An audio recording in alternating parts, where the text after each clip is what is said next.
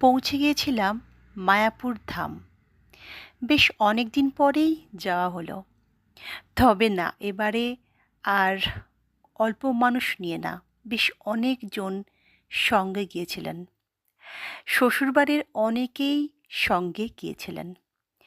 পিসি শাশুড়ি, মাসি শাশুড়ি, মামি শাশুড়ি, শ্বশুরমশাইরা মানে মামা শ্বশুর, মেসো শ্বশুর, ননদরা মানে অনেকেই শ্বশুরবাড়ি থেকে অংশগ্রহণ করেছিলেন এই মায়াপুর যাত্রায়।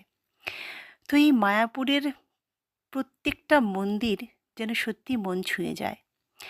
ছোট্ট একটা ব্লগের মাধ্যমে তোমাদের সামনে মায়াপুরের ছোট্ট ছোট্ট কিছু কিছু অংশ তোমাদেরকে তুলে ধরলাম।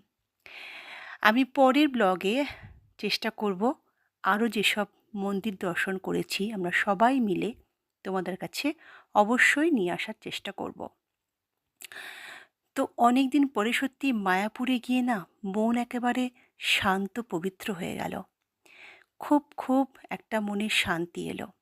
আমার শ্বশুরবাড়ির লোকেরা সবাই কিন্তু খুব খুশি। তো ওনাদেরকে খুশি দিতে পেরে আমিও কিন্তু খুব খুশি হয়েছি।